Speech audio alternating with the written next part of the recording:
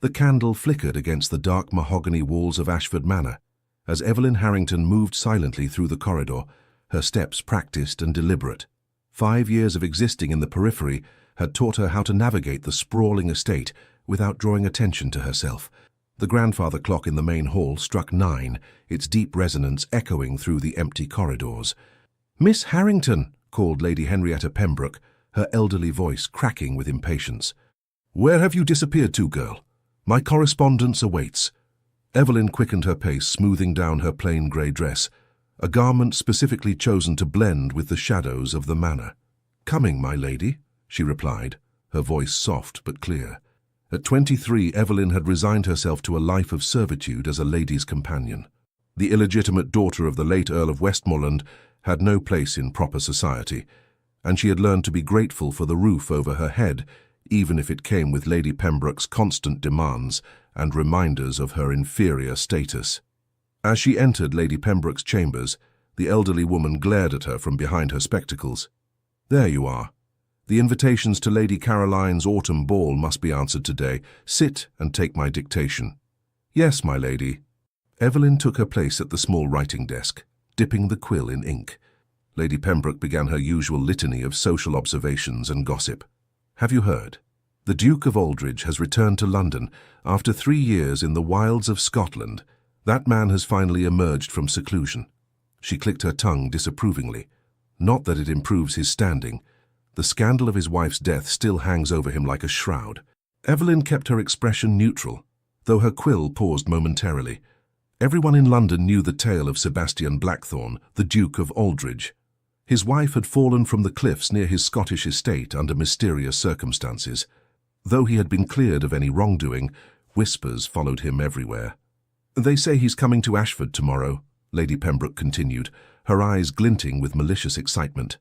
"My nephew James is hoping to secure his investment in the railway venture. Heaven help us all if that man steps foot in this house. They say his gaze can freeze a person's blood."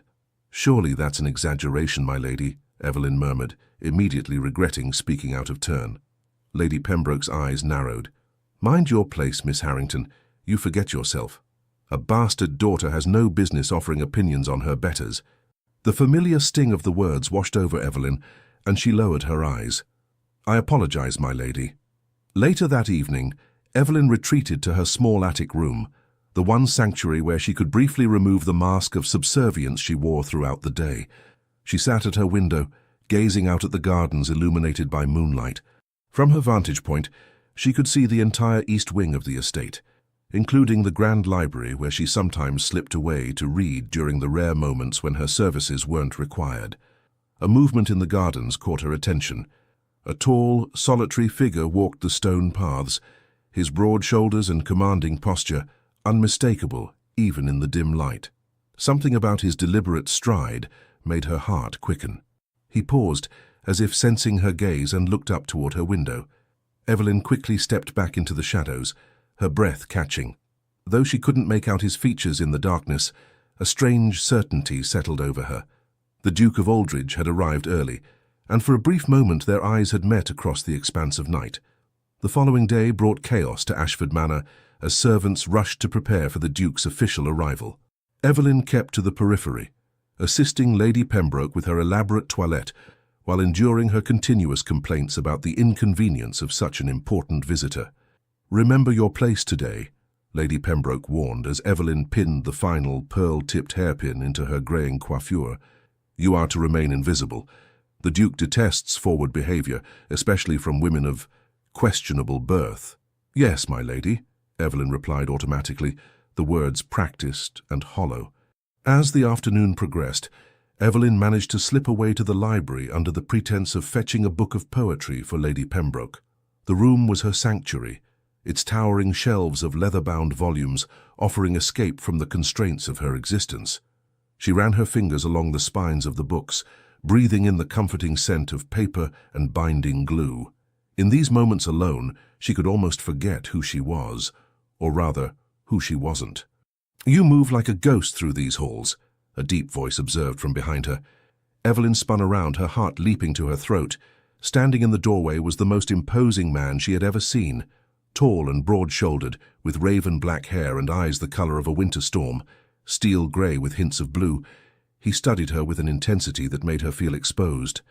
The Duke of Aldridge. Evelyn dropped into a curtsy, keeping her eyes lowered. "Your Grace, I beg your pardon. I didn't realize anyone was here." "Clearly," he replied, his voice a low rumble that seemed to reverberate through her very bones. "Yet I've been watching you for some time." Her eyes darted up to meet his, a mistake she immediately regretted. His gaze held hers with such focused interest that she felt unable to look away. "You're not a servant," he observed, taking a step closer. "Yet you're not introduced as family or guest. Who are you, mysterious creature?" "Evelyn Harrington, Your Grace. Lady Pembroke's companion." She took a step back, finding herself pressed against the bookshelf. "Harrington," he repeated, his expression shifting slightly. "Any relation to the late Earl of Westmoreland?" The question struck like a physical blow. No one at Ashford ever acknowledged her parentage openly. She began, uncertain how to respond. "Don't bother denying it," he said, his voice surprisingly gentle despite his intimidating presence. "You have his eyes. That particular shade of green is distinctive to the Harrington line." Evelyn fell silent, her heart pounding painfully against her ribs. After years of practiced invisibility, being truly seen was terrifying. The Duke took another step forward, close enough now that she could detect the subtle scent of sandalwood and leather that clung to him. How curious that the Earl's daughter serves as a companion in a house that should, by rights, acknowledge her bloodline. "Half-blood only, Your Grace," Evelyn managed, finding her voice at last, "and illegitimate. I have no rights to acknowledgement." A shadow passed over his features. "Blood is blood, Miss Harrington. Legitimacy is merely a construct of society's making." Before she could respond, footsteps sounded in the hallway, and James Pembroke's voice called out, "Your Grace, are you in the library?" The Duke's expression closed instantly, the brief moment of connection evaporating as quickly as it had formed. He stepped back, creating a proper distance between them just as James entered. "Ah, there you are, Your Grace," James said, his obsequious smile faltering as he noticed Evelyn. "Miss Harrington, why are you bothering His Grace? Return to my aunt at once." "Miss Harrington was assisting me in locating a particular volume," the Duke interjected smoothly. "I requested her help." James looked between them, suspicion evident in his pinched features. "I see. Well, we shouldn't keep the others waiting, Your Grace. The business discussion awaits." As the Duke moved to follow James from the library, he paused beside Evelyn and leaned down slightly, his lips close to her ear, as he whispered words that would change the course of her carefully constructed life. "I found you, Evelyn Harrington, and I don't intend to lose sight of you again." The Duke's words haunted Evelyn in the days that followed. She found herself constantly aware of his presence at Ashford Manor, his visit having extended beyond the initial business discussions. Though she tried to maintain her customary invisibility, she frequently felt his storm-grey eyes following her movements across rooms and corridors. "The ledgers for the East Wing renovations, Miss Harrington," Lady Pembroke instructed one morning, pushing a stack of account books toward her. "Review them for errors. My nephew believes someone has been falsifying the figures." "Yes, my lady," Evelyn replied, accepting the task with outward meekness while inwardly relishing the challenge. Numbers had always made sense to her in a way people rarely did. They followed rules, remained consistent, told clear stories to those who knew how to read them. She spent the morning in the small anteroom adjacent to the drawing room, poring over the columns of figures. Her concentration was so complete that she failed to notice the door opening until a shadow fell across her work. "You have a gift with numbers," observed the Duke, causing her to startle and blot ink across the page. "Your Grace," she acknowledged, rising hastily. "Forgive me, I didn't hear you enter." "No apology needed," he replied, his gaze falling to the ledgers. "I've been watching you work for several minutes. You've already identified 3 discrepancies that I suspect even the family's accountant missed." Evelyn glanced down at her annotations, suddenly self-conscious. "It's merely arithmetic, Your Grace." "It's considerably more than that." He moved closer, examining her neat notations. "You've reconstructed entire patterns of financial movement. That requires both intelligence and intuition." His proximity was disconcerting, the heat of his body palpable in the small room. Evelyn fought to maintain her composure. Lady Pembroke asked me to review the figures. I'm simply following her instructions. And do you always follow instructions so diligently, Miss Harrington? He asked, his voice dropping to a dangerous timbre. Never tempted to break free of the constraints placed upon you.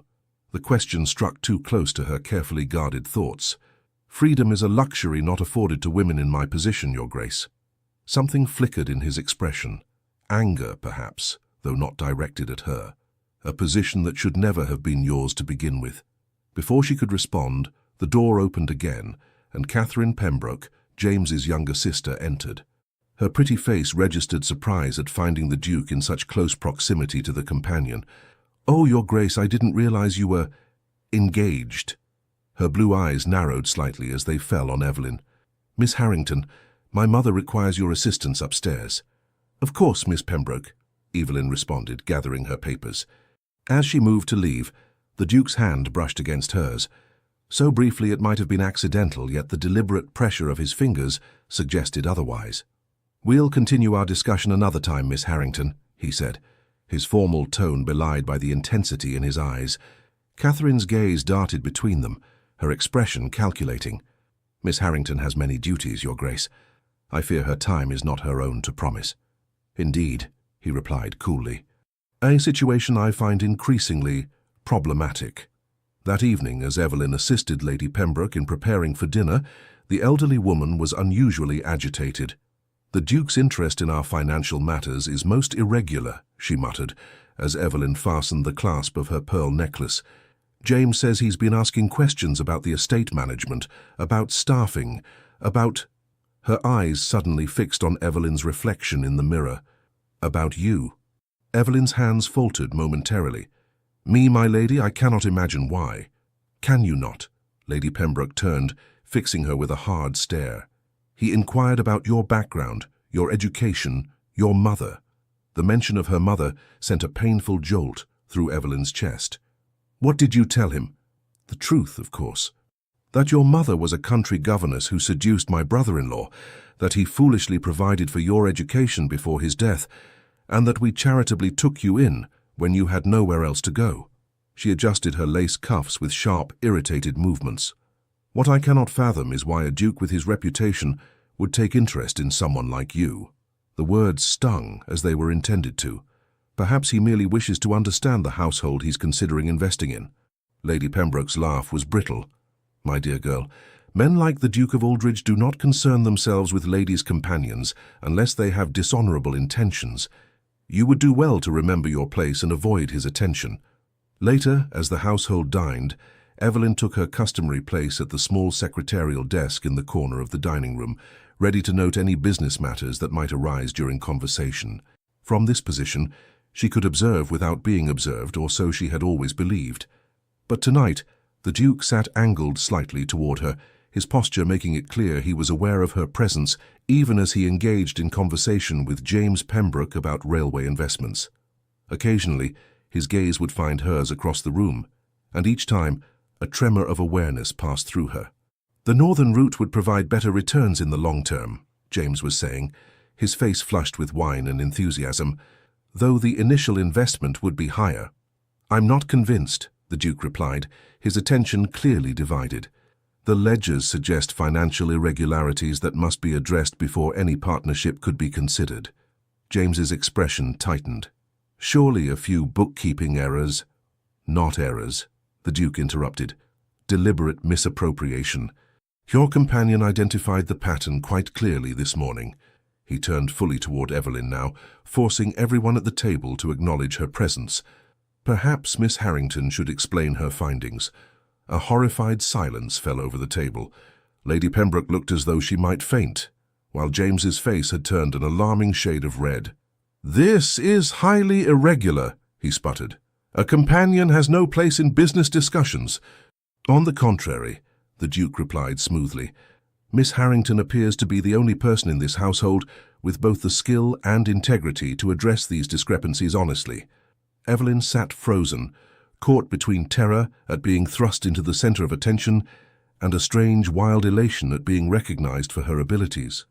When the Duke raised an expectant eyebrow, she found herself rising from her seat.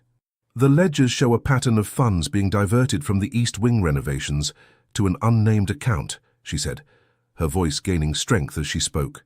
The amounts are disguised as payments to various contractors, but the recipient details have been altered after the original entries. James slammed his hand on the table. This is outrageous. I will not be accused of financial impropriety by a... Choose your next words with exceptional care, Mr. Pembroke, the Duke said, his voice dangerously soft. The tension in the room was broken by the arrival of the butler. Your Grace, a messenger has arrived from London with urgent correspondence. The Duke nodded, rising from his seat. We'll continue this discussion tomorrow when cooler heads might prevail. His eyes met Evelyn's once more. Miss Harrington, I would appreciate your assistance in my review of the complete accounts. 9 o'clock in the library. It wasn't a request, and everyone present knew it. As he departed, Catherine leaned toward her brother, whispering urgently, while Lady Pembroke's expression darkened with fury. You forget yourself, Miss Harrington, she hissed when the Duke was safely out of earshot. Your position in this household is precarious at best. I simply answered His Grace's questions truthfully, Evelyn replied, struggling to keep her voice steady. Lady Pembroke's eyes narrowed. Truth is a luxury you cannot afford. You would do well to remember that before our meeting tomorrow morning. A chill ran down Evelyn's spine at the implied threat. She had spent years carefully building the walls of her confined existence, finding small freedoms within its limitations. Now those walls were crumbling, and she couldn't be certain whether what waited beyond was liberation or destruction. That night, unable to sleep, Evelyn slipped from her attic room and made her way to the library. The vast room was silent and dark save for the faint moonlight filtering through the tall windows. She moved to the section containing the household ledgers, pulling out the volumes from previous years. If she was to face the Duke tomorrow, she needed to understand the full extent of the financial irregularities. How long had funds been diverted, and for what purpose? The sound of the door opening sent her heart racing. She stepped back into the shadows between the shelves, holding her breath. You needn't hide from me, Miss Harrington, came the Duke's deep voice. I believe we've established that I can see you even when others cannot. He stepped into the room, a single candle in his hand, casting his sharp features into dramatic relief. In his evening attire, black tailcoat and crisp white shirt open at the throat, he looked both more approachable and more dangerous than ever. Your Grace, she acknowledged, stepping forward. I couldn't sleep. Nor I. He placed the candle on a nearby table, its light creating a small circle of warmth in the vast darkness. I find myself troubled by the situation in which you find yourself. Evelyn lifted her chin slightly. My situation is of no concern to a duke. And yet it concerns me greatly. He moved closer, his eyes searching her face. Tell me, Miss Harrington, what do you know of your father's will? The question caught her off guard. Only that he provided for my education and left a small allowance that terminates upon my marriage. Something like anger flashed across his features. And nothing else? No provision for your proper establishment in society? Evelyn shook her head, confused by his intensity. Why would there be? I am illegitimate, Your Grace. The fact that he acknowledged me at all was more than many in my position receive. The Earl of Westmoreland was my godfather, the Duke said quietly. He was also one of the most honourable men I've ever known. He would never have left his daughter, legitimate or otherwise, in servitude. The revelation struck Evelyn like a physical blow. You knew my father? Well, he confirmed. When I returned from Scotland and heard of your situation, I could scarcely believe it. Hence my presence at Ashford. Evelyn's mind raced. You came here because of me. The railway investment was a convenient excuse, he admitted. My true purpose was to confirm whether the rumours about the Earl's daughter were true, and if so, to rectify the situation.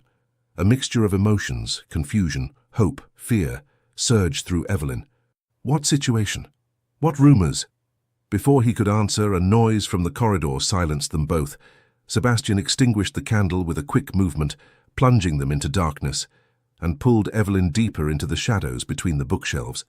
His body shielded hers as the library door opened, and James Pembroke entered carrying a lamp. The man moved purposefully toward the desk, where the current ledgers were kept, unlocked a drawer, and removed several documents. Sebastian's breath was warm against Evelyn's ear, as they watched James meticulously alter figures in the ledger, then replace the doctored pages. When he had gone, Sebastian's grip on Evelyn's arm remained firm. "I believe we've witnessed the answer to one mystery," he murmured, "but a greater one remains. Why would the Pembrokes go to such lengths to keep you in a position far below your rightful station?" Evelyn shivered, though whether from his proximity or the implications of his words, she couldn't say. "What rightful station? I am a companion, nothing more." "No," Sebastian said, his voice resolute as he finally released her. "You are the daughter of the Earl of Westmoreland, and tomorrow we will discover exactly what that means." Morning arrived with a sense of foreboding. Evelyn dressed with particular care, choosing her best grey dress, still plain but of slightly finer cut than her usual attire. As she pinned her honey-brown hair into its customary severe bun, she studied her reflection, searching for traces of the father she barely remembered in her features. Green eyes, the Harrington eyes, the Duke had said. The high cheekbones and straight nose might have been his as well, though her memories of the Earl were hazy, centered mainly around rare visits to the country cottage where she and her mother had lived until his death. A sharp knock at her door startled her from her reverie. "Miss Harrington!" It was Mrs. Hughes, the housekeeper, her normally kind face tight with concern. "Lady Pembroke requests your immediate presence in the morning room, not the library," she added, with meaningful emphasis. "I understand, thank you, Mrs. Hughes." Evelyn smoothed her dress one final time before following the housekeeper down the narrow servants' staircase. When she entered the morning room, she found not only Lady Pembroke, but also James and Catherine, their faces set in expressions of grim determination. Conspicuously absent was the Duke. "Close the door," Lady Pembroke commanded, her voice glacial. Evelyn complied, her apprehension growing. "You wish to see me, my lady?" "Your position in this household is terminated, effective immediately," James announced without preamble. "You will collect your belongings and leave Ashford Manor within the hour." The pronouncement, though not entirely unexpected, still left Evelyn momentarily speechless. "May I ask on what grounds?" "Impropriety," Catherine supplied, her pretty face twisted with malice. "Seeking private meetings with a gentleman guest, attempting to insert yourself into business matters beyond your station, and making false accusations against your benefactors." "I have done none of those things," Evelyn protested, struggling to maintain her composure. "The Duke requested my assistance with the ledgers, which I provided truthfully." "The Duke," Lady Pembroke interjected coldly, "is not your concern. He has departed for London on urgent business, leaving instructions that the railway investment discussions are to be postponed indefinitely." A wave of betrayal washed over Evelyn. After all his assertions about rectifying her situation, had the Duke simply abandoned her to face the Pembrokes' wrath alone? "You will be provided with 1 month's wages," James continued, "more than generous considering the circumstances. A carriage will take you to the village where you may seek employment elsewhere. I suggest a position far from London, where your indiscretions will not be known." Evelyn's shock gave way to a cold clarity. "And if I refuse to leave quietly? If I insist on meeting with the Duke as arranged?" Something ugly flashed in James's eyes. "Then you will leave with nothing but the clothes on your back, and with a reference that will ensure no respectable household ever employs you again." "Think carefully, Miss Harrington," Lady Pembroke added, her tone softening to false concern. "A woman in your position cannot afford principles. Take what is offered and begin anew elsewhere." Evelyn stood silent, weighing her options. Without the Duke's intervention, she had little hope of challenging the Pembrokes' decision, yet something in their urgency to remove her from Ashford before his return suggested there was more at stake than mere disapproval of her behavior. "Very well," she said finally. "I shall collect my belongings." Relief visibly washed over the 3 Pembrokes. "A wise decision," James said, his posture relaxing slightly. "Mrs. Hughes will assist you and escort you to the carriage." In her small attic room, Evelyn moved with deliberate efficiency, packing her few possessions into a single trunk. Mrs. Hughes hovered anxiously, her weathered face creased with worry. "This isn't right," the housekeeper murmured, glancing toward the door to ensure they weren't overheard. "After 5 years of loyal service, to be dismissed without proper cause—" "We both know the cause, Mrs. Hughes." Evelyn replied quietly, folding her spare dresses. "I've drawn attention to matters the Pembrokes would prefer remained hidden." The older woman hesitated, then reached into her apron pocket. "Before you go, take this. It arrived for you last night, though I was instructed not to deliver it." She pressed a folded note into Evelyn's hand. Evelyn glanced at the heavy cream paper, the ducal seal still partially visible where it had been broken. Her heart quickened as she unfolded it to read the brief message within. "Trust no one. Await my return. All is not as it seems. S." "When did this arrive?" she asked, her mind racing with new possibilities. "A messenger brought it near midnight," Mrs. Hughes confirmed. "Mr. Pembroke intercepted it and ordered it burned, but She straightened her shoulders slightly. "I've served at Ashford since before you were born, Miss Harrington. I knew your father, and more importantly, I knew what he intended for you. This dismissal isn't right." Evelyn stared at the housekeeper, a new suspicion forming. "Mrs. Hughes, what do you mean? What did my father intend?" The older woman glanced nervously at the door again. "There's no time now. The carriage is waiting, and Mr. Pembroke will check that you've left as ordered." She pressed a small purse into Evelyn's hand. "Take this. It's not much, but it might help. And go to the Rose and Crown in the village. Ask for Mrs. Simmons. Tell her Eleanor sent you." Before Evelyn could question her further, heavy footsteps sounded on the stairs. Mrs. Hughes quickly stepped away, assuming a more formal demeanor as James Pembroke appeared in the doorway. "The carriage is waiting, Miss Harrington," he announced, his eyes cold as they swept over her small trunk. "I trust you've included only what rightfully belongs to you." "I have nothing that isn't mine, Mr. Pembroke," Evelyn replied, her voice steadier than she felt. The Duke's note was hidden in her sleeve, its presence giving her a strength she hadn't possessed moments before. The journey down to the waiting carriage was a silent procession of humiliation. Servants paused in their duties to watch as Evelyn was escorted from the house, their expressions ranging from sympathy to barely concealed curiosity. Catherine Pembroke stood at the entrance hall, a smile of satisfaction playing at her lips as she watched Evelyn's departure. As the carriage pulled away from Ashford Manor, Evelyn allowed herself one backward glance at the imposing stone edifice that had been her prison and shelter for 5 years. Despite the uncertainty that lay ahead, she felt an unexpected lightness, as though invisible chains had been loosened, if not yet broken. In the village of Ashford, the carriage deposited her unceremoniously outside the small coaching inn, the driver barely waiting for her trunk to be unloaded before departing. The Rose and Crown was a modest establishment, its whitewashed walls and thatched roof a stark contrast to the grandeur of the manor house on the hill. Inside, Evelyn asked for Mrs. Simmons and was led to a small private parlour at the rear of the inn. The woman who awaited her was perhaps 50, with shrewd eyes and a practical air about her. "So you're Eleanor's girl," Mrs. Simmons said without preamble, studying Evelyn with undisguised interest. "You have her chin, though the rest is pure Harrington."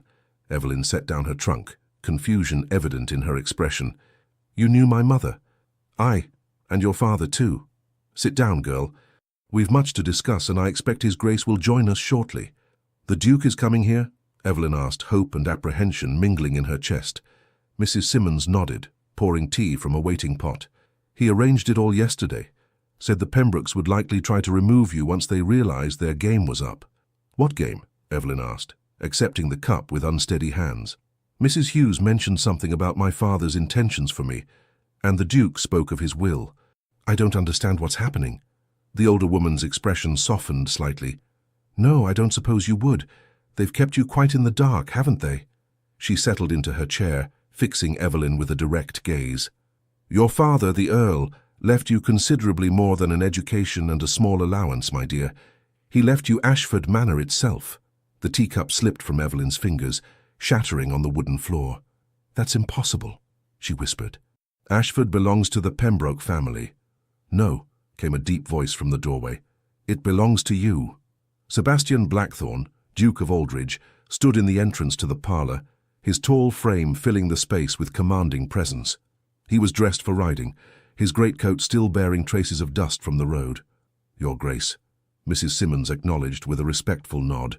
"You've made good time from London." "I never went to London," he replied, his eyes fixed on Evelyn's pale face. "I've been meeting with the Earl's former solicitor, who was most conveniently dismissed by James Pembroke shortly after the Earl's death. Evelyn rose unsteadily to her feet. "I don't understand. If what you're saying is true, how could the Pembrokes have taken Ashford? Surely there would have been legal proceedings, documents." "Documents can be falsified," Sebastian said grimly, moving further into the room, "especially when a child's guardian collaborates in the deception." "My guardian?" Evelyn echoed. "I had no guardian after my mother died. I was sent directly to Ashford as a companion."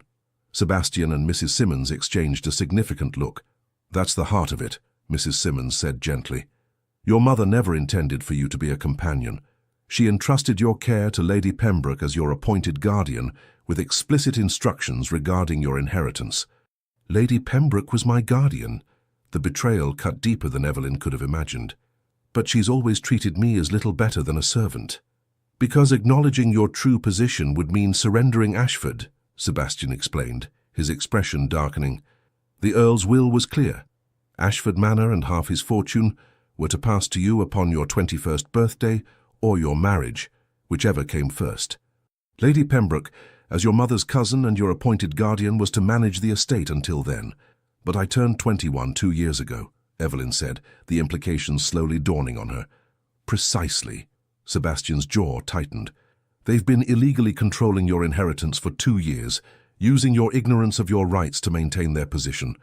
Evelyn sank back into her chair, overwhelmed by revelations that threatened to upend everything she had believed about her life. "How did you discover this?" "Your father and I corresponded regularly until his death," Sebastian explained, taking the seat opposite her. "In his final letters, he expressed concern about the Pembrokes' intentions regarding your inheritance. When I returned from Scotland and heard rumours of the Earl's daughter serving as a companion in her own home, I knew I had to investigate." "But why would you concern yourself with my situation?" Evelyn asked, still struggling to comprehend why the Duke of Aldridge, a man known for his reclusiveness and disdain for society, would involve himself in her affairs. Something shifted in Sebastian's expression, a softening around the eyes, a hesitation before he spoke. "So your father was more than my godfather, Miss Harrington. He was the only person who stood by me during the darkest period of my life. When my wife died and scandal threatened to destroy me, the Earl defended my honour without reservation." His voice dropped lower. "I owe him a debt I can never repay. Ensuring his daughter receives her rightful inheritance is the least I can do to honour his memory." The sincerity in his voice stirred something in Evelyn's chest, a warmth that had nothing to do with gratitude and everything to do with the way his storm-grey eyes held hers. "What happens now?" she asked quietly. "Now," Sebastian said, his determination evident, "we reclaim what is rightfully yours." The next morning found Evelyn, Sebastian and Mr. Barnet, the Earl's former solicitor, approaching Ashford Manor in the Duke's imposing carriage. Evelyn wore a borrowed dress of deep blue, provided by Mrs. Simmons, who had insisted she could not reclaim her birthright dressed as a servant. "Remember," Sebastian said as the manor came into view, "you are no longer Miss Harrington the companion, but Miss Harrington the rightful owner of Ashford. Carry yourself accordingly." Evelyn nodded, though her stomach twisted with nerves. After years of practiced invisibility, stepping into the light was terrifying. "The legal documents are indisputable," Mr. Barnet added, patting his leather portfolio. "With the original will and the witness testimonies I've gathered, the Pembrokes have no legal grounds to retain control of the estate." When they arrived, the household was thrown into chaos by their appearance. The butler, who had served at Ashford since Evelyn was a child, stared in open astonishment as she entered the main hall on the Duke's arm, her head held high. "Inform Lady Pembroke and Mr. Pembroke that we require their immediate presence in the study," Sebastian instructed, his tone brooking no argument. The butler hesitated only momentarily before bowing. "Yes, Your Grace." "At once." As they made their way to the Earl's former study, a room Evelyn had rarely been permitted to enter, servants gaped openly at the transformation in their former companion. Several maids curtsied as she passed, their expressions a mixture of confusion and awe. Inside the study, Mr. Barnet arranged his documents on the large mahogany desk, while Sebastian paced by the window, his expression stormy. Evelyn stood before her father's portrait, which hung above the fireplace, seeing with new clarity the resemblance between them. He had the same habit of tilting his head slightly when lost in thought, Sebastian observed quietly, coming to stand beside her, and the same quiet dignity, even in difficult circumstances. Evelyn felt a lump form in her throat. "I wish I had known him better. He spoke of you often," Sebastian said, "always with pride despite the circumstances of your birth. He intended to bring you to London, to present you to society under his protection. His sudden illness prevented it." Before Evelyn could respond, the door burst open, and James Pembroke strode in, his face flushed with anger. Lady Pembroke followed, her expression freezing when she saw Evelyn. "What is the meaning of this intrusion?" James demanded, though his belligerence faltered when he noticed Mr. Barnett and the documents spread across the desk. "Please, sit down," Sebastian said, his voice deceptively calm. "We have matters of considerable legal importance to discuss. If this concerns Miss Harrington's dismissal, I assure you it was fully justified," Lady Pembroke began, her eyes darting nervously to the papers. "This concerns Miss Harrington's inheritance," Mr. Barnett corrected, adjusting his spectacles. "Specifically the inheritance that has been unlawfully withheld from her for the past 2 years. James paled visibly. "What nonsense is this? The girl has no inheritance beyond what my aunt generously provided." "On the contrary," Mr. Barnett held up the Earl's will. "According to the late Earl of Westmoreland's last testament, executed and witnessed properly, Miss Evelyn Harrington is the sole heir to Ashford Manor and half of the Earl's considerable fortune to be received upon her 21st birthday." Lady Pembroke sank into a chair, her composure cracking. "That will was invalidated. The Earl was not of sound mind when he made such unreasonable provisions." "A claim you made without evidence, Mr. Barnett countered, "to a different solicitor after dismissing me. However, I retained copies of all documents, including the physician's certification of the Earl's mental competence at the time the will was signed." James's face contorted with fury as he turned to Evelyn. "You, a bastard, claim ownership of Ashford? This is preposterous. No court would uphold such a bequest." "I assure you, Mr. Pembroke, the courts will uphold it," Sebastian interjected, his voice dangerously soft, "particularly when they learn how you and your aunt have systematically defrauded Miss Harrington while keeping her in ignorance of her rights through deliberate misrepresentation." "We gave her a home," Lady Pembroke protested. "When no one else would take in Edmund's byblow, we provided for her." "You were legally obligated to provide for her as her guardian," Mr. Barnett corrected. "A duty you accepted along with substantial compensation from the estate. Compensation that was contingent upon Miss Harrington receiving her full inheritance at the appointed time." The colour drained from Lady Pembroke's face. We merely delayed the transfer until she was properly prepared to manage such responsibilities." "By keeping her as a servant in her own home?" Sebastian's contempt was palpable. "By denying her education about estate management while embezzling funds from her property?" James lunged forward suddenly, his face contorted with rage. "You have no proof of any financial impropriety." "On the contrary," Evelyn said, finding her voice at last. "The ledgers clearly show systematic diversion of funds that were traced to your personal accounts in London, Mr. Pembroke." James turned on her, his control finally snapping. "You ungrateful little—" Sebastian stepped between them, his posture menacing. "Choose your next words with exceptional care, sir." A tense silence filled the room before Mr. Barnett cleared his throat. "I've taken the liberty of preparing the necessary documents to legally restore Miss Harrington's inheritance, effective immediately. You may sign voluntarily, or we shall proceed through the courts, with the attendant public scandal such proceedings would entail." Lady Pembroke closed her eyes briefly, defeat evident in the slump of her shoulders. "James, we must sign. We cannot withstand a public inquiry." "Aunt, you cannot seriously—" "We have no choice," she hissed, before turning to Evelyn with undisguised bitterness. "You have won, it seems. I hope you're prepared for the consequences of your victory." "The consequences?" Evelyn echoed.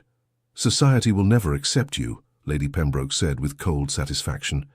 "A legitimized bastard may inherit property, but respect and acceptance, those cannot be purchased or legally mandated."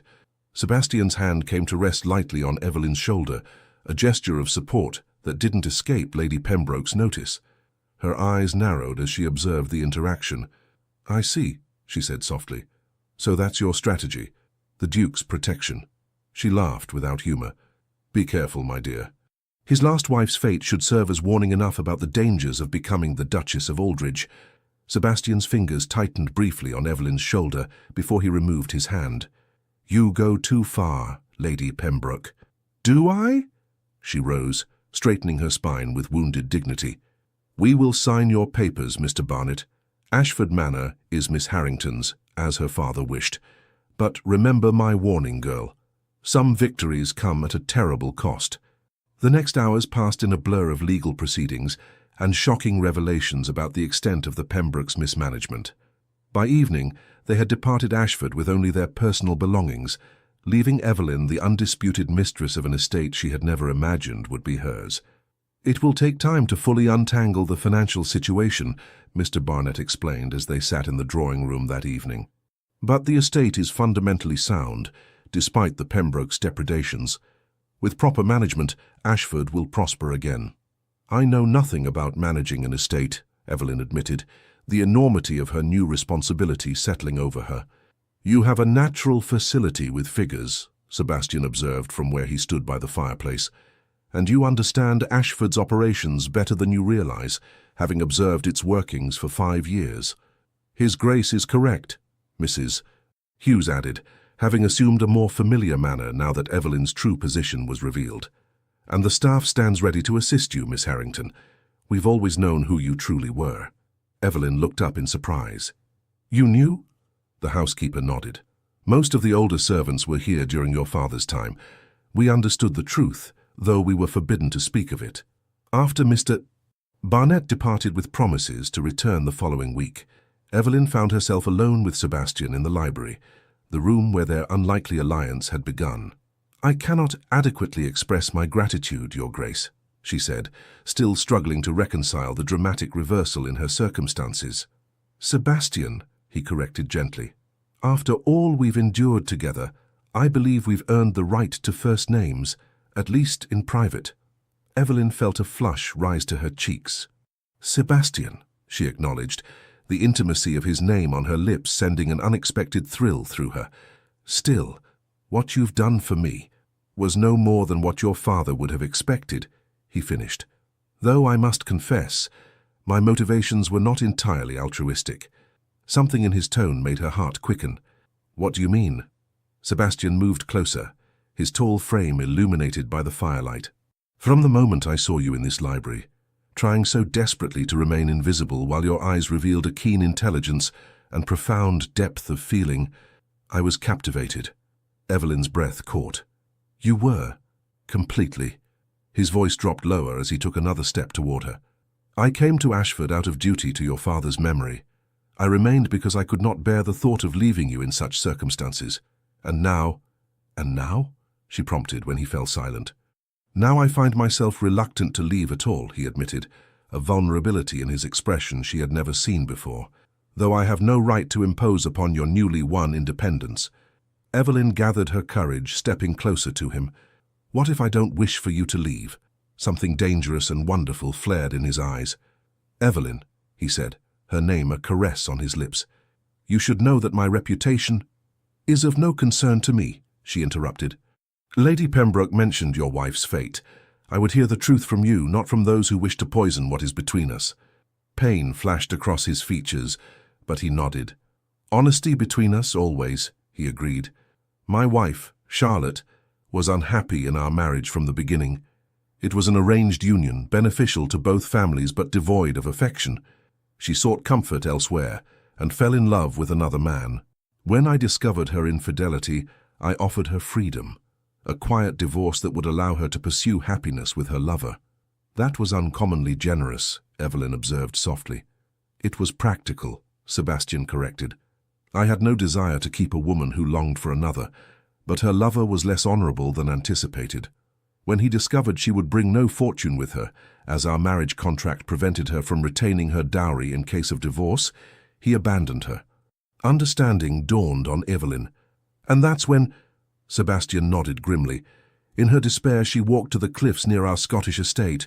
A servant saw her standing too close to the edge and called out a warning. Charlotte turned, seemed to lose her footing, and... He closed his eyes briefly. The fall was fatal. Though the coroner ruled it an accident, rumors of suicide or worse murder spread quickly. And you blamed yourself, Evelyn realized. How could I not? The raw pain in his voice made her heart ache. Had I been a better husband, had I seen her unhappiness sooner, perhaps she might have confided in me rather than seeking solace elsewhere. Without thinking, Evelyn reached out, placing her hand on his arm. You offered her freedom when you discovered the truth. That was more than most men would have done. Sebastian covered her hand with his own, his touch warm and reassuring. I withdrew from society after her death, unable to bear the whispers and accusations. For 3 years I've lived in isolation at my Scottish estate, convinced I was better off alone. His eyes held hers, intense and unwavering. Until I saw you. The air between them seemed charged with possibility. And what did you see? Evelyn asked, her voice barely above a whisper. A woman of extraordinary strength who maintained her dignity despite years of subjugation, he answered without hesitation. A woman with intelligence that matches her beauty, who deserves far more than the world has offered her thus far. His voice dropped lower. A woman I find myself thinking about constantly, in ways that both exhilarate and terrify me. Evelyn's heart pounded so loudly, she was certain he must hear it. I am still finding my footing in this new reality, she said carefully, learning who I truly am beyond the constraints that have defined me for so long. I understand, Sebastian said, beginning to withdraw his hand. You need time. No, Evelyn interrupted, tightening her grip on his arm. What I need is honesty, certainty. After years of shadows and half-truths, I crave clarity above all else. Sebastian studied her face, something like hope kindling in his eyes. Then let me be clear, Evelyn Harrington. I believe I am falling in love with you, not with the heiress you've just discovered yourself to be, but with the woman who endured years of silent dignity, who sees beyond society's judgments to the truth beneath. He took a deep breath. I would court you properly if you'll allow it, not because of duty to your father, but because I cannot imagine my life without you in it. The directness of his declaration left Evelyn momentarily speechless. In the silence, doubt crept into Sebastian's expression. Perhaps I've spoken too boldly, he began, but Evelyn silenced him by placing her hand against his cheek. No, she said softly. You've spoken with exactly the clarity I needed. She smiled, feeling truly seen for the first time in her life, and I would very much like to be courted by you, Sebastian Blackthorne. The smile that transformed his face was like dawn breaking after the longest night. Slowly, giving her every opportunity to withdraw, he leaned down until his lips were a breath away from hers. May I? He whispered. In answer, Evelyn closed the distance between them, her lips meeting his in a kiss that held all the promise of her newfound freedom and his hard-won redemption. Winter settled over the English countryside, blanketing Ashford Manor in pristine white. Inside, warmth radiated from more than just the crackling fireplaces that warded off December's chill. 3 months had passed since the dramatic revelations that had transformed Evelyn from servant to mistress of her ancestral home, and with each passing day, Ashford felt more truly hers. The West tenants' cottages should be completed by spring, Evelyn noted, reviewing the estate maps spread across the library table. Mr. Barnett confirms that the funds have been properly allocated this time. Sebastian looked up from the correspondence he was reading, his expression warm with approval. You've accomplished more in 3 months than most landowners manage in years. I had excellent motivation, Evelyn replied with a wry smile. Every improved cottage, every repaired fence, every fair wage paid feels like reclaiming a piece of my father's legacy. The transformation in Evelyn over these months had been remarkable. Gone was the shadow woman who had moved silently through the corridors of Ashford. In her place stood a confident young woman who managed her estate with natural authority, tempered by genuine compassion for those who depended on her. Society's reaction to her sudden elevation had been predictably mixed. Some neighboring families had withdrawn their acquaintance entirely, scandalized by her illegitimate birth and her close association with the still controversial Duke of Aldridge. Others, particularly the younger generation, had been intrigued by her unusual story and impressed by her capability in managing Ashford's affairs. Lady Harrington's note arrived this morning, Sebastian said, indicating one of the letters. She's extended an invitation for you to attend her Christmas ball. Evelyn raised an eyebrow in surprise. Lady Harrington, I thought she was among the most conventional of the local gentry. She is, Sebastian confirmed with a hint of amusement. But she's also a shrewd judge of character and social currents. Your successful management of Ashford has impressed her, and she's not one to allow prejudice to interfere with establishing connections to rising powers in the county. And does my association with the notorious Duke of Aldridge not concern her? Evelyn asked, a teasing light in her eyes. Sebastian's mouth quirked in a half-smile. I believe she considers it further evidence of your independent spirit. Besides, my reputation has undergone something of a rehabilitation lately. This was true. Sebastian's championing of Evelyn's cause and his evident devotion to her had softened many hearts previously hardened against him. The more discerning members of society had begun to question the old rumors about his wife's death, particularly as his character revealed itself through his actions toward Evelyn. Their courtship, though unconventional, had progressed with a natural ease that surprised them both. Sebastian divided his time between his own estates and Ashford, never staying away for more than a week at a time. His presence had become so familiar that the staff now treated him as a permanent fixture, and the local villagers tipped their hats to him with the same respect they showed Evelyn. Will you accompany me to Lady Harrington's ball? Evelyn asked, moving around the table to stand beside him. Sebastian captured her hand, bringing it to his lips. With pleasure.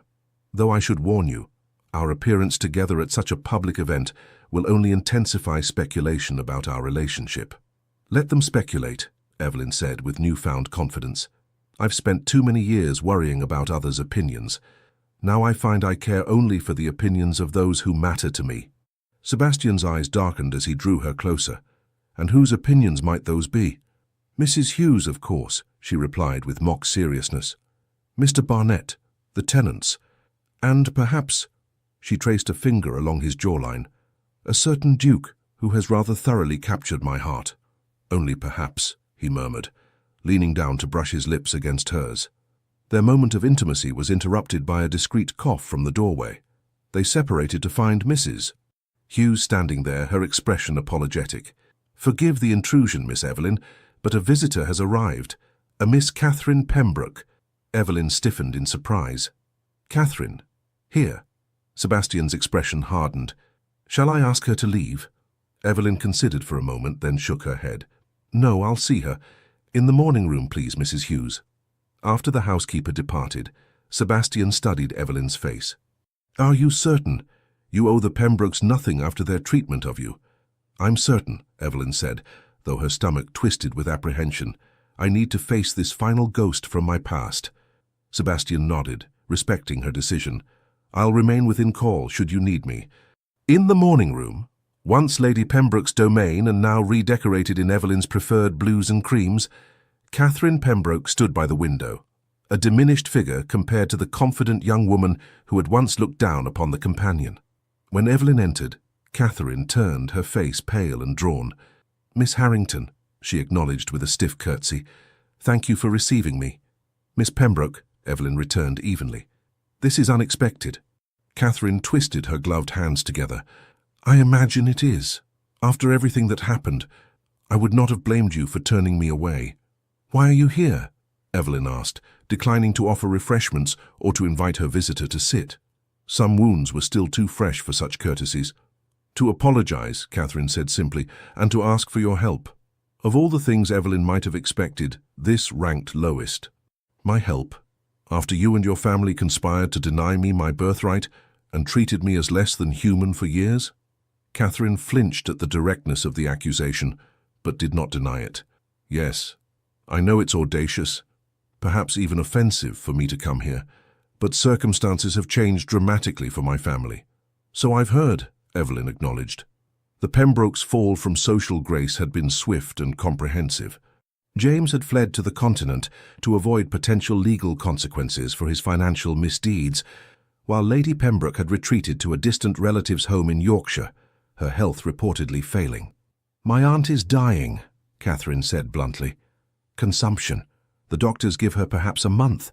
She wishes to make peace with you before the end. Evelyn remained silent, conflicting emotions warring within her. The damage Lady Pembroke had done, the years of deliberate cruelty, The systematic dismantling of Evelyn's self-worth could not be easily forgiven. "And James?" she asked finally. "My brother remains abroad," Catherine admitted. "His pride prevents him from acknowledging his wrongdoing. But I have had time to reflect on my behavior, on our family's behavior."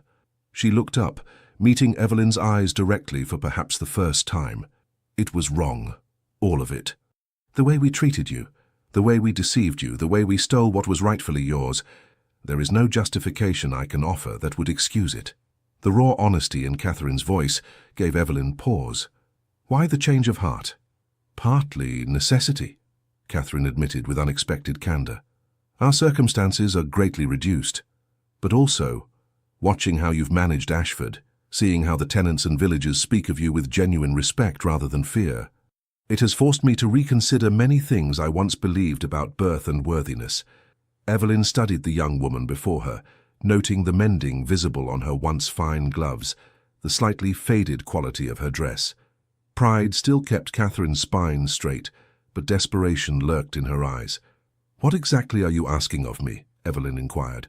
"Would you visit my aunt? Hear what she has to say?" Catherine hesitated.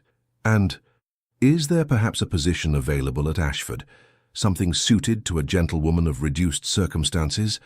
I have some skill with household management." The irony was not lost on Evelyn. Catherine Pembroke, who had once looked down upon her as merely a companion, now sought similar employment. She could refuse, could savor the poetic justice of sending Catherine away, as she herself had once been dismissed. But such vengeance, however satisfying in the moment, would not align with the person Evelyn was becoming, or perhaps had always been beneath the layers of enforced subservience. "I will consider visiting Lady Pembroke," she said finally. "As for employment, the village school requires a teacher's assistant. The position includes a small cottage and modest salary. It would be a start if you're truly willing to work." Relief washed over Catherine's features. "Thank you. Truly. That's more than we deserve." "It is," Evelyn agreed without rancor, "but deserving has little to do with it. I'm offering you what I wish had been offered to me, a chance to build a life of dignity through honest work." After Catherine departed with promises to write with details of Lady Pembroke's situation, Evelyn remained in the morning room, processing the unexpected encounter. Sebastian found her there, staring thoughtfully into the fire. "How was it?" he asked, coming to stand beside her chair. "Surprising," Evelyn admitted. "She came to apologize and to ask for help. Her aunt is dying." Sebastian's expression remained neutral. "And you're considering helping them, despite everything." "Does that make me foolish?" she asked, genuinely uncertain. He knelt beside her chair, taking her hands in his. "It makes you extraordinary. Most people in your position would savor the Pembrokes' downfall as justice served." "Perhaps," Evelyn acknowledged, "but I've spent too many years feeling powerless. Now that I have power, I find I want to use it differently than it was used against me." Sebastian's eyes shone with something like reverence as he gazed up at her. "Evelyn Harrington, you continue to astonish me." He hesitated, then reached into his waistcoat pocket. "I had planned to wait until Christmas, but this moment seems perfect." From his pocket, he withdrew a small velvet box, its presence causing Evelyn's breath to catch. With deliberate movements, Sebastian opened it to reveal a ring of extraordinary beauty, an emerald surrounded by diamonds, set in intricate gold filigree. "This belonged to my mother," he said, his voice low and intent. "She was the finest woman I've ever known. Until I met you." He took a deep breath. "Evelyn, these past months have been the happiest of my life. You've shown me that even hearts scarred by the past can find healing in the right hands. Would you do me the extraordinary honor of becoming my wife?" Tears welled in Evelyn's eyes as she looked from the ring to the man kneeling before her, this powerful duke who had humbled himself for her, who had fought for her rights when no one else would, who looked at her with a mixture of desire and devotion that still sometimes seemed miraculous. "Yes," she whispered, her voice gaining strength as she repeated, "Yes, Sebastian, nothing would make me happier." His smile was radiant as he slipped the ring onto her finger, then rose to gather her in his arms. Their kiss was tender yet passionate, a promise of the life they would build together. "You know," Evelyn murmured when they finally separated, "people will talk. The scandalous duke and the illegitimate heiress. "Let them," Sebastian replied, tucking a strand of hair behind her ear. "We've both spent too long living in the shadows of others' judgments. It's time we stepped into the light together." Lady Harrington's Christmas ball marked the official announcement of their engagement, and society's reaction was precisely as mixed as they had anticipated. Some matrons whispered behind their fans about the impropriety of the match, while more progressive elements celebrated the romantic tale of the wronged heiress and the misunderstood duke finding happiness together. Evelyn, resplendent in a gown of deep emerald that matched both her eyes and her engagement ring, found herself the center of attention for the first time in her life. The sensation was strange after years of cultivated invisibility, but Sebastian's steady presence at her side gave her confidence. "You're the most beautiful woman in the room," he murmured as they waltzed. "Every man here envies me, and every woman studies you to understand what captured the heart of the supposedly heartless Duke of Aldridge." Evelyn laughed softly. "And what did capture your heart, Your Grace?" His eyes darkened as he drew her fractionally closer than propriety allowed. "Your courage, your compassion, the way you look at the world as it could be, rather than merely as it is." His voice dropped to a whisper meant only for her. "And the way you see me, not as the rumors paint me, but as the man I strive to be when I'm with you." The music drew to a close, and they separated to polite applause. As they moved toward the refreshment table, Evelyn noticed Lady Caroline Westwood approaching, one of the more formidable social arbiters in the county. "Miss Harrington," Lady Westwood acknowledged with a cool nod. "Your Grace, my congratulations on your engagement." "Thank you, Lady Westwood," Evelyn replied, bracing herself for whatever barbed comment might follow. To her surprise, the older woman's expression softened slightly. "I knew your father, you know. Edmund had a keen mind for business and an unfortunate tendency toward romantic attachments unsuited to his station." Her gaze moved meaningfully to Evelyn's ring. "But he loved your mother genuinely, from what I observed. It was society's loss that their union could not be formalized." Sebastian's hand tightened supportively around Evelyn's waist. "Miss Harrington has her father's business acumen and her mother's strength of character," he observed. "A formidable combination." Lady Westwood's lips curved in the ghost of a smile. "Indeed, I look forward to seeing what you both accomplish together." She inclined her head slightly. "The Duchess of Aldridge will be a force to be reckoned with, I think." As she moved away, Evelyn released a breath she hadn't realized she was holding. "That was unexpected." "The first of many such surprises, I suspect," Sebastian replied. "Society adapts more quickly than one might imagine when presented with a fait accompli, particularly one as advantageous as our union." The remainder of the evening passed in a whirl of dances, conversations, and cautious congratulations. By the time they departed, Evelyn felt both exhausted and exhilarated. The carriage ride back to Ashford provided a welcome respite, with Sebastian's arm around her shoulders and the snow-covered countryside passing by in moonlit beauty. "A week after Christmas," Evelyn mused, looking down at her ring. "It hardly seems possible that I'll be a duchess so soon." "Having second thoughts?" Sebastian asked, a hint of vulnerability in his voice. She turned to face him, cupping his cheek with her gloved hand. "Not for a moment. I'm simply marveling at how dramatically life can change in the space of a few months." His expression relaxed. "From invisible companion to duchess. It's quite the transformation." "The title matters less than the man who comes with it," Evelyn said softly. "Though I won't deny that the freedom it brings, the ability to effect real change, to help others as I was once helped, means a great deal to me." Sebastian smiled, pressing a kiss to her palm. "You'll be a magnificent duchess. The ton won't know what hit them when you arrive in London for the season." "Speaking of which," Evelyn said, a more serious note entering her voice, "I've decided to visit Lady Pembroke before the wedding." Sebastian studied her face. "Are you certain? No one would blame you for refusing her deathbed reconciliation." "I'm certain," Evelyn confirmed. "Not for her sake, but for mine. I need to close that chapter of my life completely before beginning our new one together." The journey to Yorkshire took place 3 days later, with Sebastian insisting on accompanying Evelyn, despite her assurances that she could manage alone. The small cottage where Lady Pembroke now resided was a stark contrast to the grandeur of Ashford Manor, a humble dwelling that reflected how far the family had fallen. Catherine met them at the door, her expression a mixture of gratitude and apprehension. "Thank you for coming," she said, leading them to a modest sitting room. "My aunt is very weak today, but she's determined to speak with you." Lady Pembroke lay in a small bedroom off the main sitting area, her once imposing figure now frail and diminished against the pillows. When Evelyn entered, the older woman's eyes, still sharp despite her illness, fixed upon her with recognition. "So you came," she said, her voice barely above a whisper. "I wouldn't have, in your position."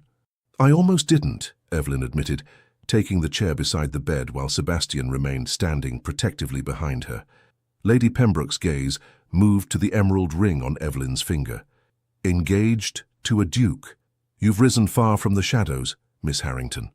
"No thanks to you," Sebastian observed coldly. The dying woman nodded weakly.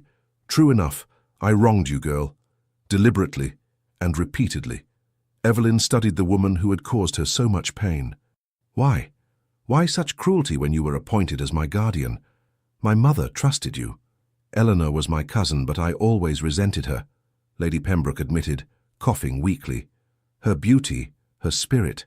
When she captured Edmund's heart, a man I had once set my sights on, the resentment grew to hatred." The revelation stunned Evelyn. "You were in love with my father?" "Infatuated, at least," Lady Pembroke conceded. "He never returned the sentiment. When he married Lady Elizabeth, I accepted defeat. But when he continued to love your mother even after his marriage, when he acknowledged you as his daughter despite the scandal," she closed her eyes briefly, "it felt like a personal affront. When Eleanor asked me to be your guardian, to protect your inheritance, I saw an opportunity for revenge." The raw honesty of the confession left Evelyn momentarily speechless. Sebastian's hand came to rest on her shoulder, offering silent support. "You punished me for my parents' choices," Evelyn said finally, "for circumstances beyond my control." "Yes," Lady Pembroke agreed, meeting her eyes directly. "It was unforgivable. I don't ask for your forgiveness. I don't deserve it. But before I die, I wanted you to know that the fault was entirely mine. You did nothing to earn such treatment." Tears pricked at Evelyn's eyes, not for the dying woman, but for the child she had been. The girl who had internalized the belief that there was something fundamentally wrong with her that justified such treatment. "Thank you for that truth, at least," she said quietly. Lady Pembroke nodded weakly. "There's something else. In my trunk. Catherine, bring the box." Catherine hurried to comply, returning with a small wooden chest inlaid with mother-of-pearl. Lady Pembroke gestured for her to give it to Evelyn. "These belong to your mother," the dying woman explained. "Letters, miniatures, keepsakes, things I should have given you years ago." With trembling hands, Evelyn opened the box to find a collection of letters tied with faded ribbon, a small portrait of a beautiful woman with Evelyn's eyes, and various small treasures that spoke of a life cut short. "She loved you fiercely," Lady Pembroke said, her voice fading, "as did your father. Remember that, not the years of shadows." Evelyn clutched the box to her chest, overwhelmed by this unexpected connection to parents she had barely known. "I will," she promised. Later, as they drove away from the cottage, Sebastian held Evelyn as she wept, not in sorrow but in release, as though the final chains of her past were falling away at last. "She can never give back what she took from you," he said softly. "The years, the confidence, the sense of belonging." "No," Evelyn agreed, drying her tears, "but knowing the truth that it was her brokenness, not mine, that caused such cruelty, that gives me something I've needed for a long time." "Peace," Sebastian supplied, understanding in his eyes. "Yes," she looked down at the box of her mother's treasures. "And connection to where I came from, to who I am." Sebastian pressed a kiss to her forehead.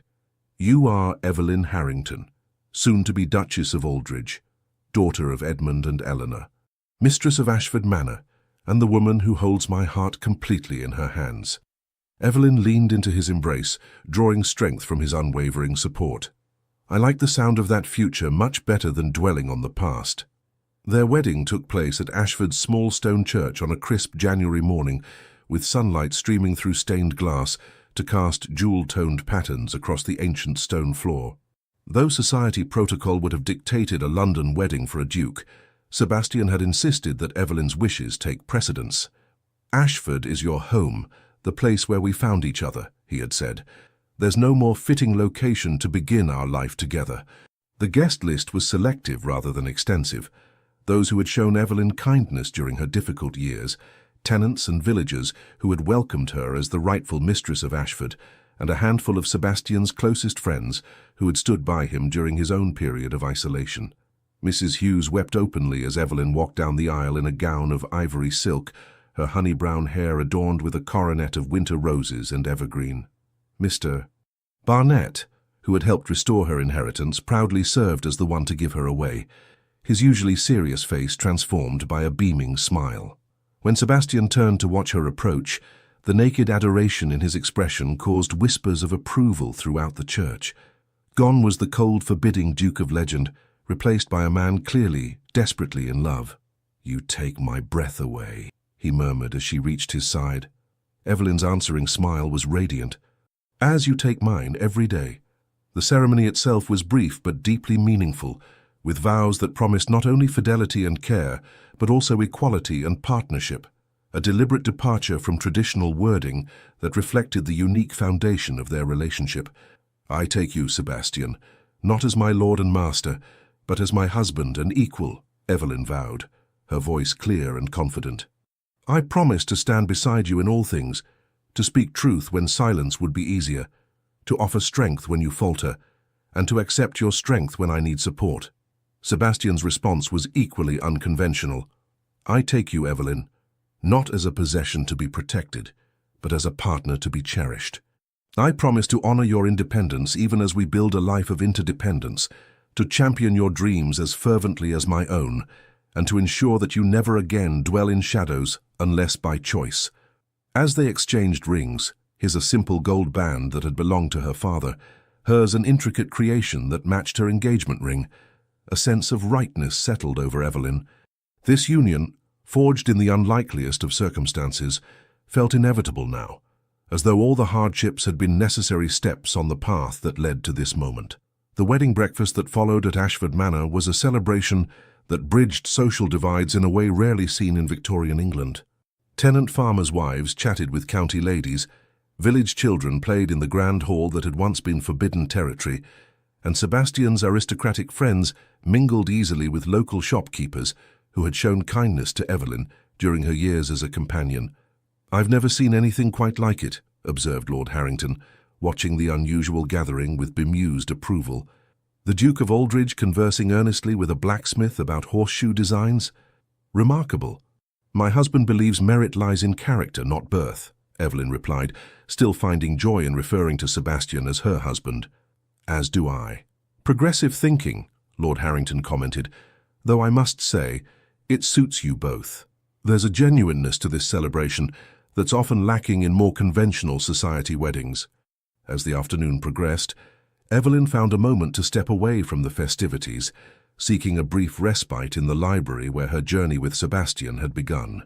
She stood by the window, gazing out at the snow-covered gardens, when she felt familiar arms encircle her waist from behind. "Escaping your own wedding celebration, Duchess?"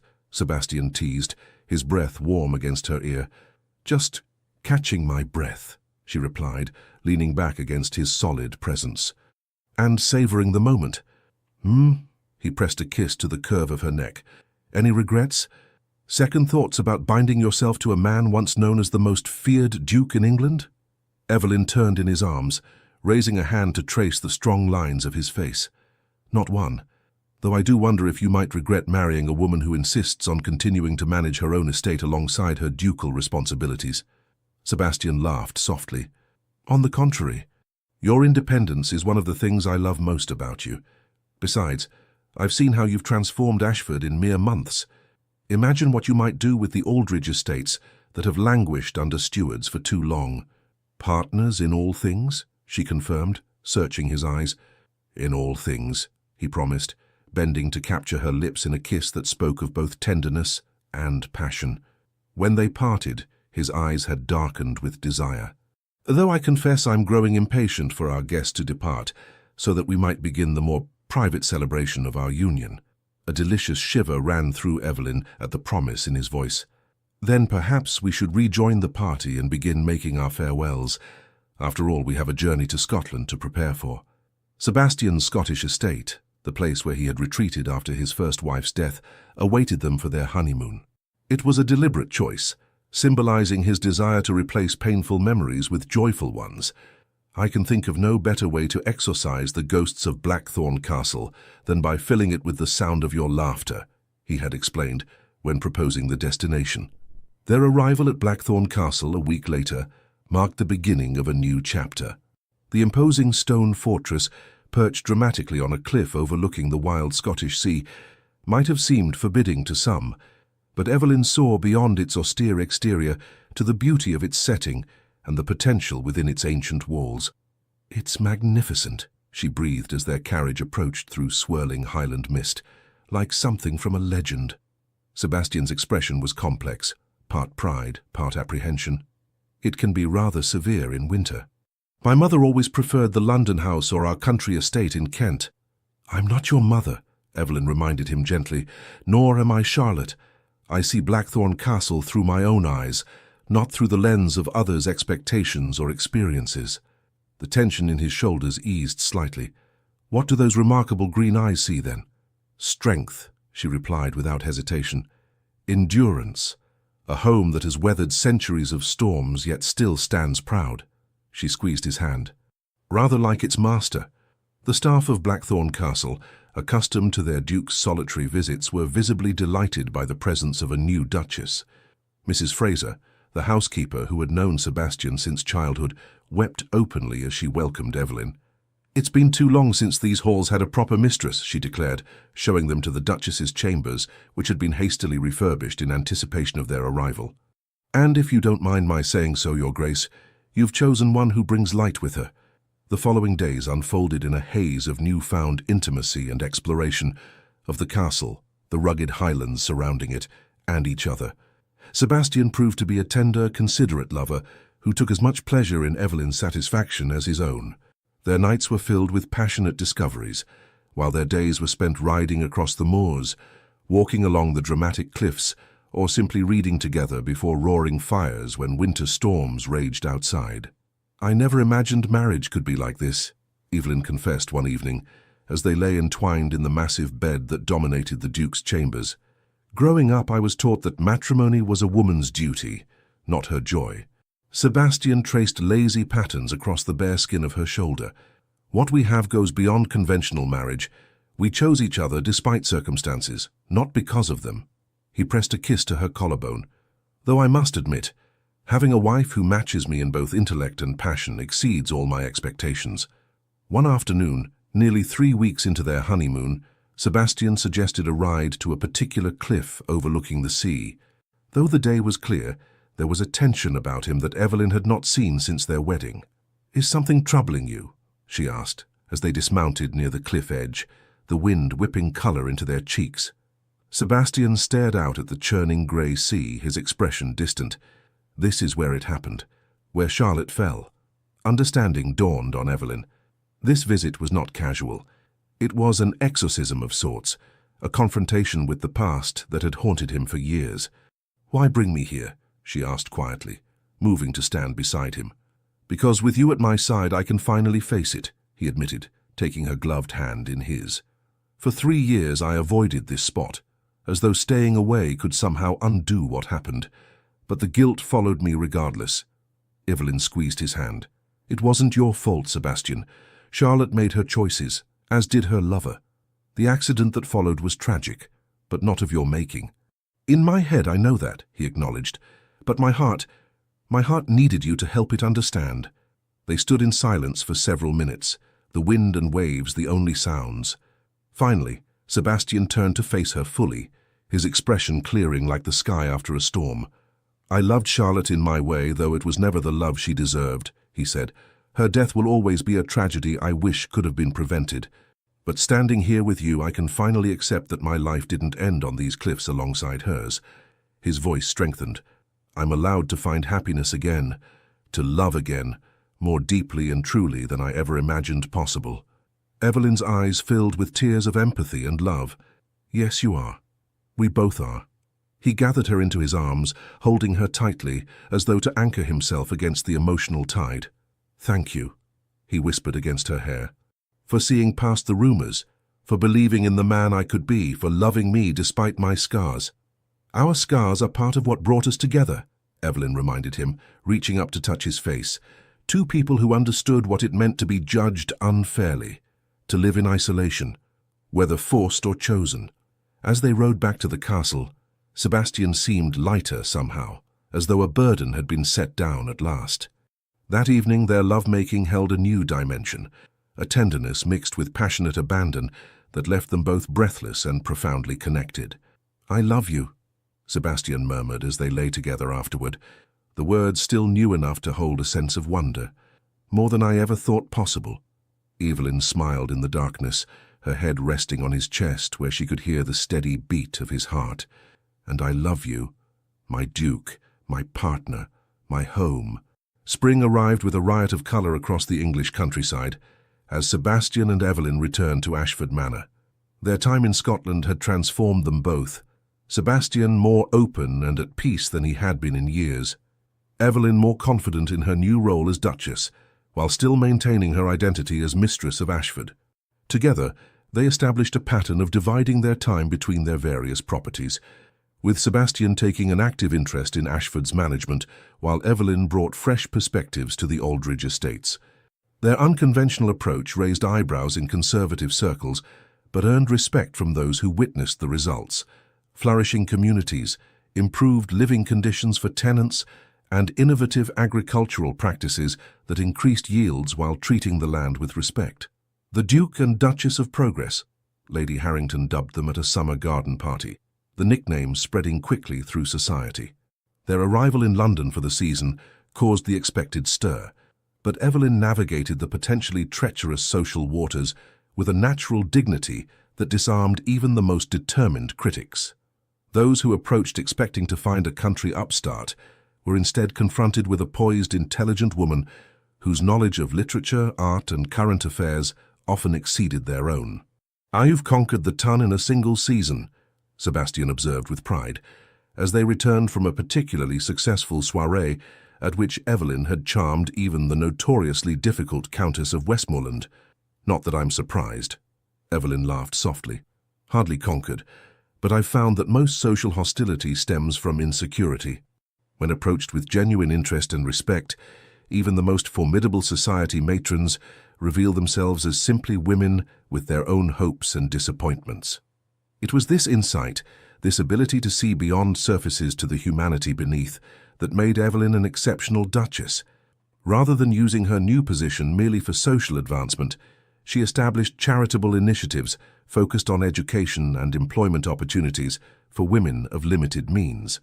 "No one should have to rely on the goodwill of relatives or employers for their security," she explained, when founding a school that taught practical business skills to young women. "Independence comes from knowledge and capability, not merely from fortunate birth or marriage." Sebastian supported these endeavors wholeheartedly, often remarking that his wife accomplished more genuine good in a month than most aristocratic ladies managed in a lifetime of token charitable gestures. Their first anniversary found them back at Ashford Manor, celebrating privately with a picnic beside the small lake where they had often walked during their courtship. As they shared wine and reminisced about the extraordinary year behind them, Sebastian presented Evelyn with a small velvet box. "Another ring?" she teased, opening it to find not jewelry, but a key of intricate design. "A symbol," Sebastian explained, his eyes warm with affection. "When we met, you were locked in a life not of your choosing, hidden away in the shadows of your own home. This key represents what I hope our marriage continues to be for both of us, the unlocking of possibilities, the opening of doors to futures we might never have imagined alone." Tears of happiness welled in Evelyn's eyes as she clutched the key. "It's perfect, and more meaningful than any jewel could be." Sebastian took her free hand, his expression growing more serious.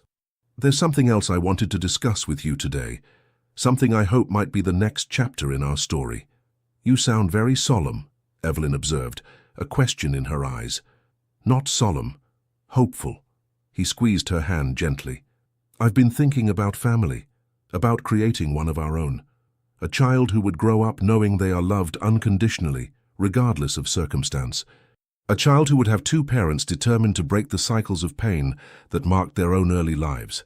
The prospect of motherhood, of building a family with this man who had transformed her life, filled Evelyn with a joy so intense it was almost overwhelming.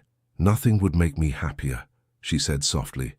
"A little boy with your storm-grey eyes, perhaps, or a girl with your determined spirit." Sebastian's smile was radiant as he leaned forward to kiss her. Either way, a child who will never know what it means to be invisible or unwanted, who will understand from their first breath that they are cherished exactly as they are. "The best of both of us," Evelyn agreed, envisioning a future bright with possibilities. As the afternoon light gilded the peaceful waters of the lake, they held each other close. No longer the feared duke and the invisible companion, but partners in the truest sense. Two people who had found in each other not just love, but recognition, not just passion, but understanding, not just acceptance, but celebration of all they were and all they might become together. "From shadows to light," Evelyn murmured, resting her head against Sebastian's shoulder as they watched the sun begin its descent toward the horizon. "Who would have thought such a journey possible?" "I did," Sebastian replied, his voice rich with certainty. "From the moment I found you in that library, trying so hard to remain unseen, I knew you were meant for the light, for happiness, for love." He pressed a kiss to her temple. "And I knew with equal certainty that I was meant to walk beside you every step of the way." And so they did.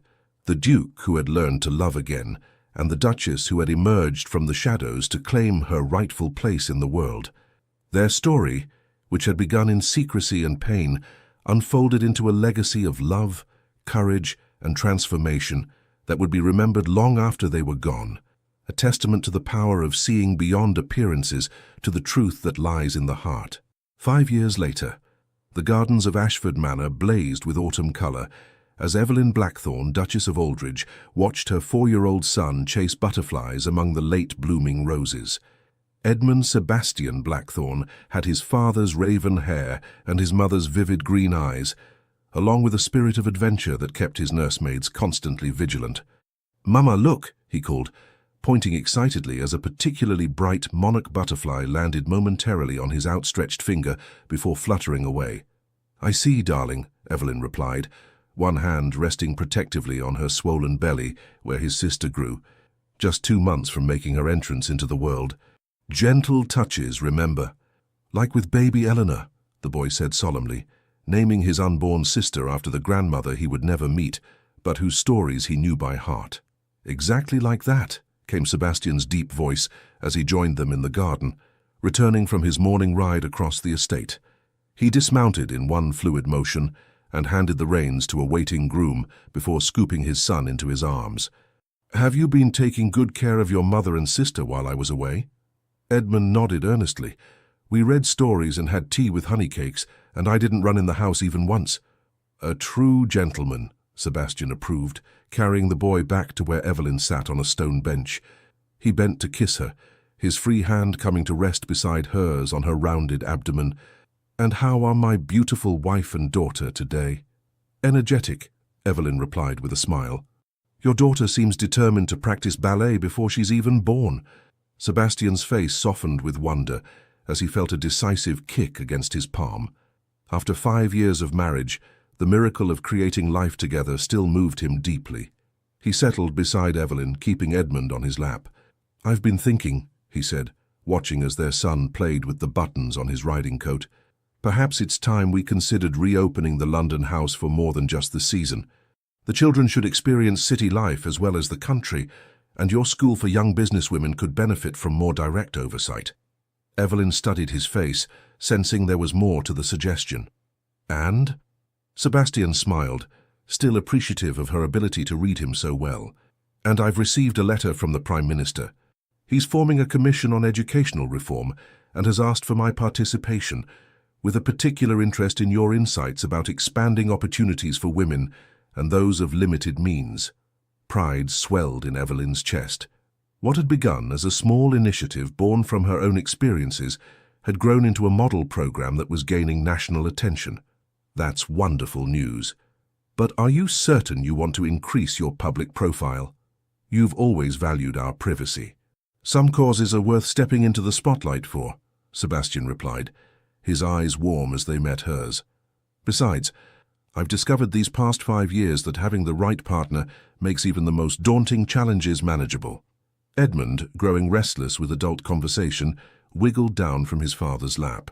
"May I go see if Mrs. Hughes has more honey cakes?" he asked, already edging toward the house.